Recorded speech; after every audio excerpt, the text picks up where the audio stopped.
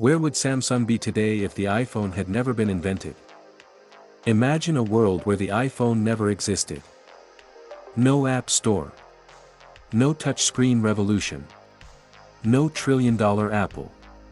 No endless lines outside Apple stores every September. But here's the question almost nobody asks.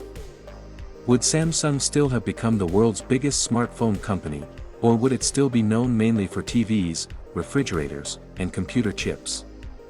The answer is far more surprising than most people realize. Because the iPhone didn't just transform Apple. It completely changed Samsung's future. And without it, the Samsung we know today might never have existed. Before we dive into this alternate history, let's go back to a time when smartphones barely existed. In the early 2000s, Samsung was already one of the largest technology companies in the world. But it wasn't famous for smartphones. It was a manufacturing giant. The company built televisions, washing machines, refrigerators, laptops, LCD displays, memory chips, batteries, cameras, and countless electronic components that powered products around the globe. Samsung's greatest strength wasn't software. It wasn't creating revolutionary user experiences. Its biggest advantage was manufacturing. The company could design and produce high-quality hardware faster, cheaper, and on a larger scale than almost anyone else. Back then, the mobile phone industry looked completely different. Nokia controlled the global market. Motorola had iconic flip phones. BlackBerry dominated business communication. Sony Ericsson appealed to music lovers. Palm targeted professionals. Microsoft believed Windows Mobile would define the future. Apple wasn't even considered a competitor. Most industry experts believed the mobile phone business belonged to companies with decades of telecommunications experience. Then everything changed. On January 9, 2007, Steve Jobs walked onto a stage in San Francisco. During a presentation that would become one of the most famous product launches in history, he introduced three revolutionary products: an iPod, a phone, and an internet communicator. Then he revealed they were all the same device. The iPhone. At first glance, it didn't seem perfect. It didn't support 3G. There was no app store. There was no copy and paste. Its camera wasn't industry-leading. The battery couldn't be replaced. Many experts criticized it. Some even laughed at it. But they missed the bigger picture. Apple wasn't simply launching another phone. It was changing the definition of what a phone could be. Instead of building a device around physical buttons and keyboards, Apple built it around software. The screen became the interface. The operating system became the experience. Applications became the future. Overnight, every phone manufacturer was forced to rethink its strategy. Samsung noticed immediately. Unlike some competitors who underestimated Apple's approach, Samsung reacted quickly. Rather than defending the old market, Samsung decided to compete in the new one. The company dramatically increased investments in smartphone development. It embraced Google's Android operating system. It expanded research and development. It redesigned future products around touchscreens. It accelerated innovation faster than ever before. But Samsung possessed one advantage that almost nobody else had. It wasn't just making smartphones. It was making many of the parts inside smartphones. Samsung manufactured displays, processors, memory chips, storage, batteries, camera components. Few companies in the world could control so much of the supply chain.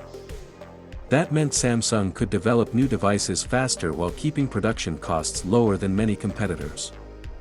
Then something extraordinary happened. Even while Samsung and Apple became fierce rivals, they also became business partners. Samsung supplied critical components used inside many iPhones. Every time Apple sold millions of iPhones, Samsung earned billions supplying parts. At the very same time, Samsung was launching Galaxy smartphones designed to compete directly against those iPhones. Imagine helping build the products of your biggest competitor while trying to beat them in the marketplace. It's one of the most unusual business relationships in modern history. Competition and cooperation existed side by side. Then came the Galaxy series. Samsung didn't simply copy the smartphone trend. It expanded it. Larger displays, AMOLED technology, powerful cameras, expandable storage, stylus support. Eventually foldable smartphones. Each generation pushed the industry forward.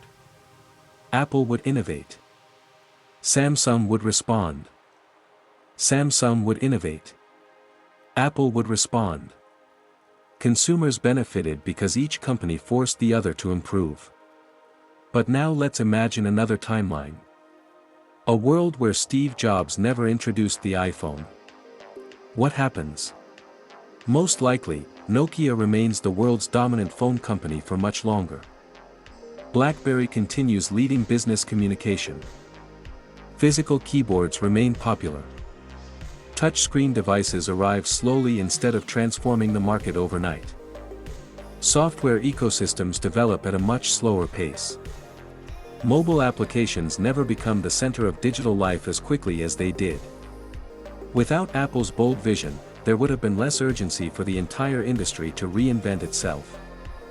Samsung would still be successful. Its semiconductor business would continue growing.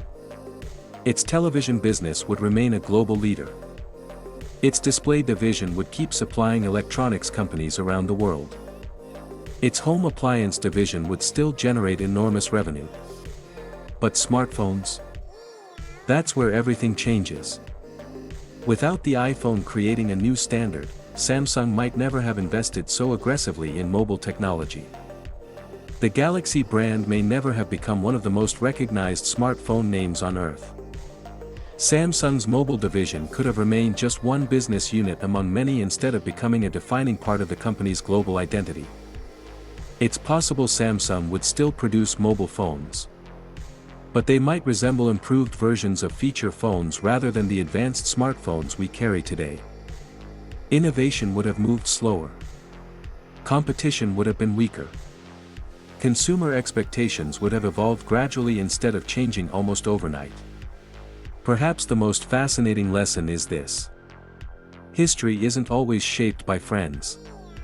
Sometimes it's shaped by rivals. Apple challenged Samsung. Samsung challenged Apple. Each company pushed the other toward faster innovation. Patent lawsuits filled courtrooms across the world. Billions of dollars were spent fighting over designs, technology, and intellectual property. Yet despite all those legal battles, Apple continued purchasing components from Samsung. Samsung continued earning billions supplying Apple. The rivalry never truly separated them. Instead, it connected them even more deeply. Without Apple, Samsung might never have become the smartphone powerhouse it is today. And without Samsung, Apple would have faced far less competition, potentially slowing its own pace of innovation. Sometimes your biggest competitor is also your greatest motivation. The companies we think of as enemies often become the reason each other succeeds. So where would Samsung be today if the iPhone had never been invented? It would almost certainly still be one of the world's largest technology companies. It would dominate memory chips. It would lead display manufacturing. It would sell millions of televisions and home appliances. But the Samsung that became synonymous with Galaxy smartphones. The Samsung that challenged Apple in every corner of the world. The Samsung that helped define the modern smartphone era. That Samsung might never have existed. And that's the incredible irony of business. Sometimes, the company that threatens your future is the very company that creates it.